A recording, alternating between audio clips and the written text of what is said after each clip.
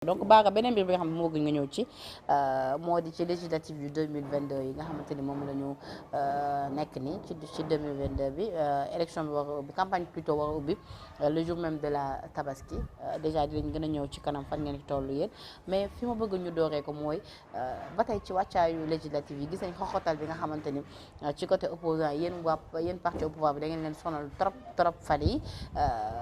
fi ñu koy dooree nag moo di ci kaw docteur Abdourahmane Diouf di coordonnateur wu Aar Sénégal di beneen pàcc ci wàllu opposition bi ñoom jamono jële ñi nga amal seen tournée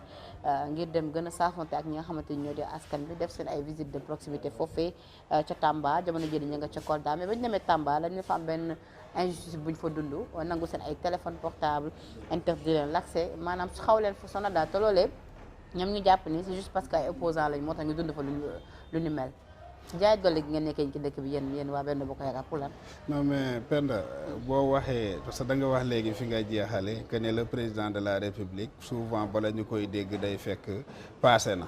ma lay xamal que ne un président de la république qui parle à son peuple du aussi un Bara qui parle à son peuple. La communication du président de la République ça se prépare. et aussi du loo xam ne ni day ñëw rek di wax ci loo xam ne dinaa ci ñëw et loolu aussi man na nekk ma fii pour su ma la laajee benn question rek ci président de la République nga ñëw di ko mel ni yaay avocat non mais il faut que man maay avocat parce que nag loolu la parce que dama xam nit ki ci boppam li mu temps bi nga xam ne moom daf ko jël parce que amul beneen temps bu dul pour Sénégal léppam pour Sénégal la donc bu dara xewee Sénégal rek te kenn gisu ko na ñëpp a xam ne c'est parce que am na loo xam ne par rapport ak le cas de Abdourahmane Diouf Penda il faut que ñu bàyyi manipulation. loolu manipulation. il faut que aussi ñu bàyyi nit ñi pour se faire de l'importance ñuy créer ay faits mbaa ay wax yoo xam ne ni amul Abdourahmane Diouf mooy kan mbaa ñi muy àndal ñoom ñooy ñan ba tax ñoom dinañu génn rek di dox ci mbedd mi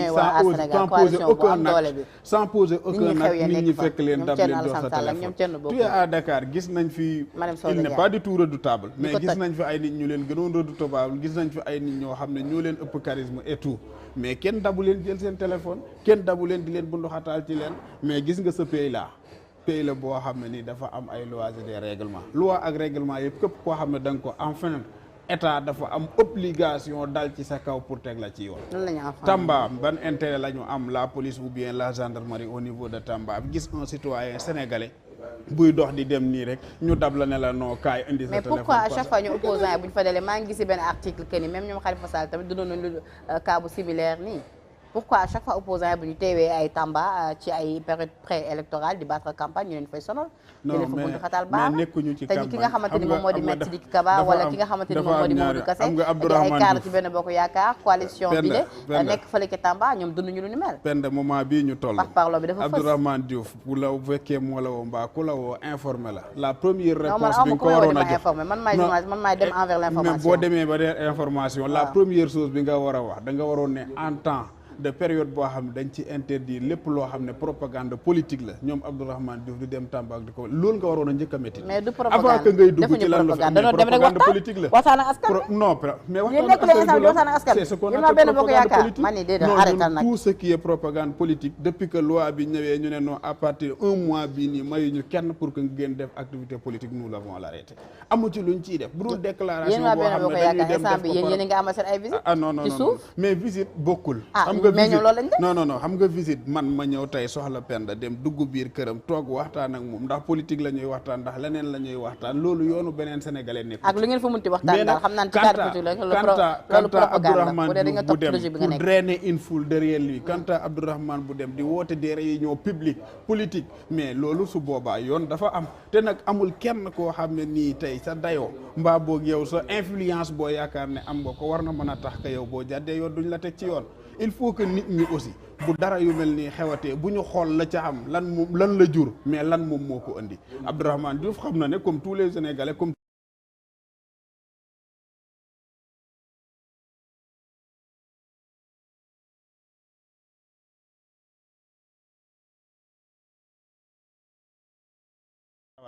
donc Abdourahmane bi nga xam ne il n'a posé aucun acte pour les Sénégalais encore moins pour le Sénégal tey bu demee ba ne moom à ces temps d'interdit de propagande politique moom mu ne non day wàcc non xaaral nag baara nag bul ni nag baara nag bul ni nag Abdourahmane Diouf proposé wul Sénégal pour les Sénégalais waaw mais mu ngi nii postulé wu pour nekk député mais postulé wu pour qui c'est se servir des Sénégalais nekkal fa askan bi non actuellement il faut se servir des Sénégalais gis nga Penda bu fekkee dañu bëgg un réew bu développé bu fekkee dañu bëgg réew moo xam ne ni ñi ñu koy jox suba ëllëg dañuy xam lan la dañuy xool nit ki ca ba muy commencé di door lan la doon def pour Sénégalais dañuy xool nit ki nan lay servir Sénégalais mais dañuy xool nit ki aussi ban état d'esprit la mais yéen xoqatal am na nit ñoo xam ne seen bopp rek non mais c'est que baara xam nga yéen la mooy seen problème yéen waa coalition Benno Bokk Yaakaar c'est-à-dire lu tax ñëpp di leen joxañ baaraamu tuuma c'est parce que yéen farul ak yéen rek li xew nii jamono jii ci dem Sénégal loolu ci taarixu politique gu Sénégal ñu ngi koy doog a gis c'est-à-dire yéen da ngeen di jaay doole bi ngeen nekkee dafa flagrant ba xale bu ndaw bi sax boo ko laajee mu wax la ko barki Demba Ndiaye ngeen fi tere waa Yewwi ñu manifester jël leen téy leen Sonko bëgg dem julli ji ngeen ni ko dee du ngeen fi julli ji lépp rek ci ay wane dem seen démonstration de force loolu xam nga Penda kon bu ma ni yéen nekku leen fi di jaay doole opposant rek leen di néewal li Macky Sall waxoon ni je vais réduire l'opposition à sa plus simple expression il est politique il a le droit de le dire loolu ngeen nekk di dafa am ñaar yoo xam ne nit ñi dañ koy fàtte en droit constitutionnel dañu fay am lu ñu fay jàngal et le droit c'est un tout d'abord dañu lay wax ne la liberté d'aller et de venir dafa am comme ni liberté d'expression à travers des images à travers la parole ak yeneen amee mooy liberté bii nga xam ne depuis tous les jours moom la ñuy dégg nit ñi quoi liberté de marche et autres mais à côté de cette liberté de marche là il y a d'autres libertés yoo xam ne nii aussi doo astreindre liberté yooyu pour que yow nga prévoir une autre liberté mooy lan am na ñoo xam ne am nañu bu ñu sañ-sañ bu ñu bëggee marche ñu def déclaration de marche bu fekkee ne toutes les conditions sont réunies au moins le préfet bu boobaa autoriser leen ko pour que ñoom ñu mën a def seen marche mais de ce même droit qu'ils s'arrogent ñoom aussi nañu xam ne à leur côté am na ñoo xam ne ils ont le droit d'aller et de venir am na ñoo xam ne ils ont le droit pour la protection de leur personne et de leurs biens aussi donc de cette même manière que ñoom ñuy xeex seen droit pour que nit ñi man leen ko jox ñoom bu ñu bëggee marche nañoo xam ne à côté il y a un baara boo xam ne dafa war a bëgg a dem war a mën a bëgg a ñibbisi un baara boo xam ne dafa war a am comme acte bi commerce am bu war a poser mu war a mën a dem def ko su bëggee laali table am mu laali ko mais xam nga baara xam nga la moo jaaxal nit parce que on est mais xam nga la moo jaaxal nit c'est-à-dire bu ngeen ne peut-être pour ñu manifester il faut que conditions yëpp daje pour ñu mun leen autoriser seen manifestation ak yeneen amul leen assez de force de l'ordre pour mun a assurer la sécurité enfreindre la loi di teg ay yeneen jëf yu nga xamante ne ay motifs yu nga xamante ne tout le temps c'est les mêmes motifs et les mêmes raisons qui reviennent maintenant ci loolu ñu gis ni keroog quand même bi ba ngeen refusé li nga xamante ni moo di manifestation bi dispositif bi ngeen déployé loolu rek mën na assurer kaaraange nit yi kon nag bu ma ni vraiment motif boobu mën naa ni valable xam nga parce que bokkul ak li ñu gis keroog Penda dama la ko wax léegi et j'ai l'habitude de le dire je fais un rappel kon ci jaay doole ngeen nekk ba tey baara quand on dit jaay doole man je suis politique je ne sers pas le Sénégal je ne suis pas un préfet le préfet qui est à Dakar c'est un préfet qui est sorti de l'ENA ba muy dugg ENA xaj na xamul le président Macky Sall na mu def ba dugg ENA xaj na président Macky Sall xamu ko na mu def ba am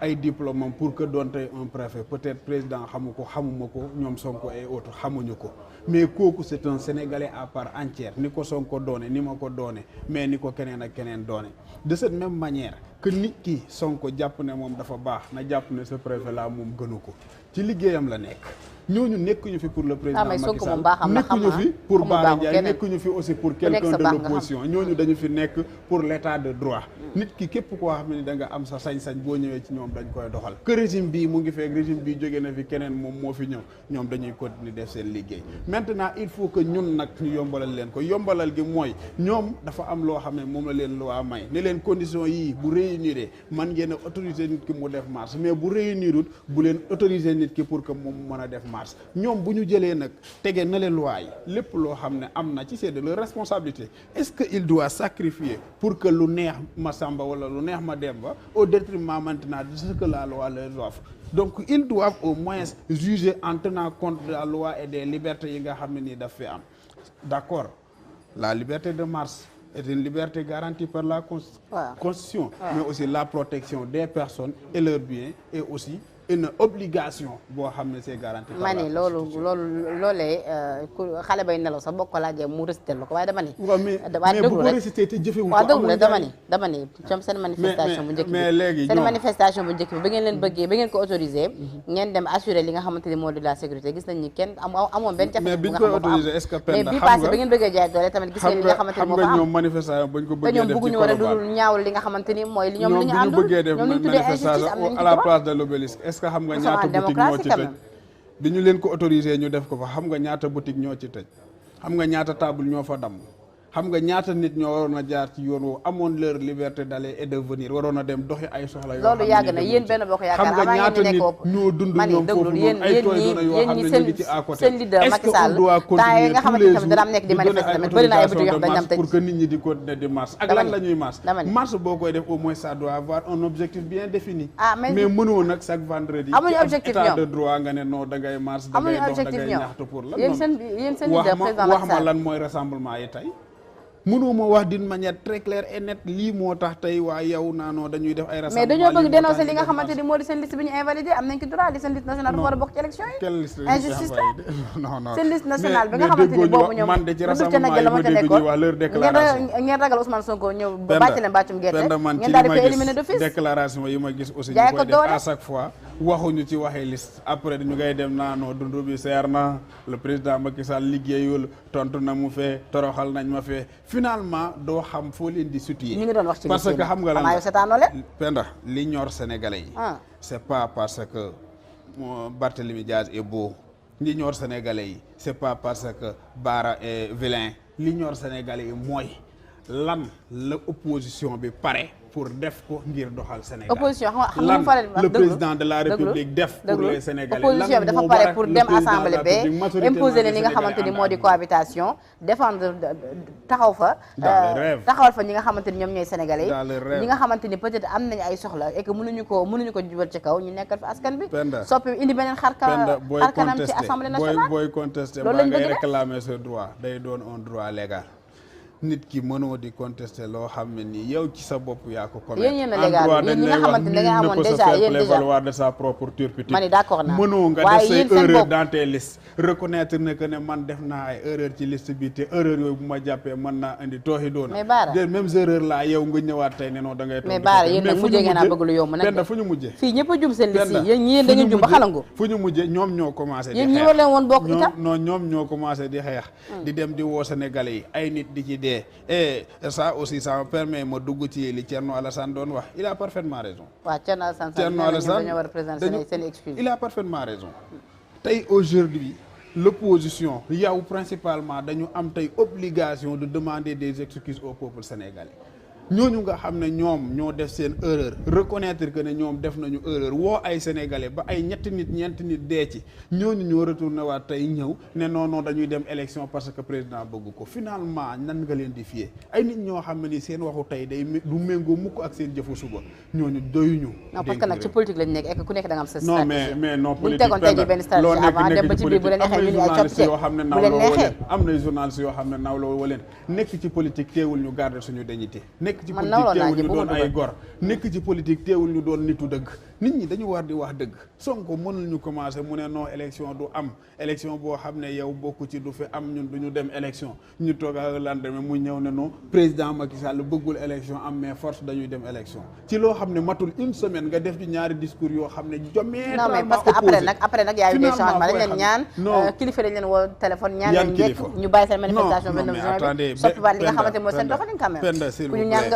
ku ñu ñaan kay nga nangul ko Penda ban kilifa ñoom dañu taxaw wax ñu déclarer défier toutes les autorités kilifa diine ñaan leen société civile bi tam également ñaan leen kenn ñaanu leen ñoom ñoo demal seen bopp. ma ni bul topp ci waxu Lat Diop yee de naan loolu amul yow fu mu ne yow dara leeru la ci ndax ndax ñaan nañ leen waaw am déet kilifa diine yi kañ waxal le responsable ci am baara kenn woowu leen ban preuve nga ci am ci loolu Sonko tey da ngaa nekkoon ca bi yow da nga gis seen téléphone portable da nga gis appel yi ñuy recevoir opposition bi ku ci kilifa diine woo tey bu subaa nga dégg ne di woo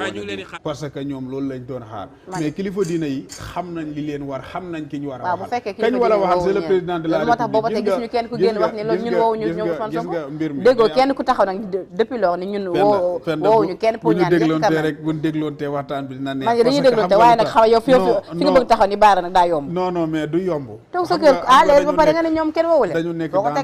dans un pays dañ leen woo ñaan leen ñu nangu boo xam ne nii ñoom ñoo dem ba gisal seen bopp ne lañ doon woo sénégalais yi ak sénégalais yi la ñu nekk du benn ñoom ñoo demal seen bopp ba gis ne ñoom ils sont en train de nager dans l'erreur ñoom ñu retourner seen bopp pour que noo demaat ak seen xel mais aussi nañu xam ne élection yi ñun ba ñu koy commencé dañu jàpp ne yow dafa war a bokk yow aujourd'hui mu ngi ci biir mais liste suppléance bi nga xam ne dañ leen ko man dama jàpp ne sax foofu le conseil constitutionnel dañ leen ko yërëma may leen ko mais même bu fekkee dem nañ ko ba def jàpp nañ si une liste nañu wàcc ci terrain bi s'il pense que ne ñoom mu dem daje place de l'Obélisque dem fii di yuuxu di def ay discours de menace moom mooy tax sénégalais yi bëgg leen il se trompe. Le président Macky Sall bi muy falu kenn dégg ko mu saaga kenn dégg ko mu xaste woote wuti violence ba ñu demee toog ba nga xam ne mbir mi dafa jot discours politique ñu war ko def il a fait un discours politique comme tout le monde wàcc nag dem defi proximité gise ak askan wi jàmb seen wax boole ko nag ak un programme boo xam ne sénégalais yi dañ fay jël di gis mais une opposition qui n'a rien à proposer une opposition boo xam ne seen lépp mooy violence seen lépp mooy lan manipulation seen lépp mooy que il faut que ñuy gis deret di tuuru pour que ñoom ñuy gën di sawar il est temps que les sénégalais sachent que opposition bi fi nekk nii ils n'ont rien proposé opposition bi fi nekk nii du ñoom su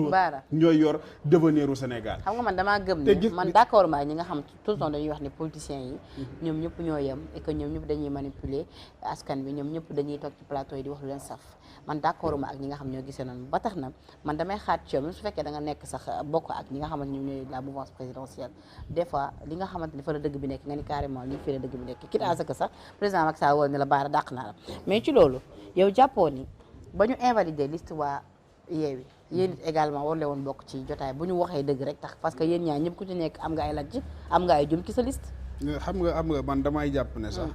boo loolu période la boo xam ne xañ na dépassé nañ ko donte nag mën nañ ci di waxaat à chaque fois ñoom xam nañ ne leur liste suppléance buñ koy wax ak liste titulaire mais dafa am en droit un principe élémentaire boo xam ne dañu ko doon jàngal dès la première année mooy l'accessoire suit le principal et dès lors que l'accessoire suit le principal donc l'accessoire ne peut pas exister sans le principal maintenant loolu passé nañ ko le conseil constitutionnel bi nga xam ne ay juges ñoo fa nekk ay ñoo xam ne ñi jàngal nañ ñu jàngal donc seen décision ñun duñ ci ñëwaat di ci wax naa dañ ci commentaire waa ci ana mais li ci am solo ba am ci solo mooy que jugé nañ la ñuy jugé te moom moo ci cour boo xam ne bu xasee ba jugé li ci des mooy wàcc ci terrain bi liggéey nañu ko xamee noonu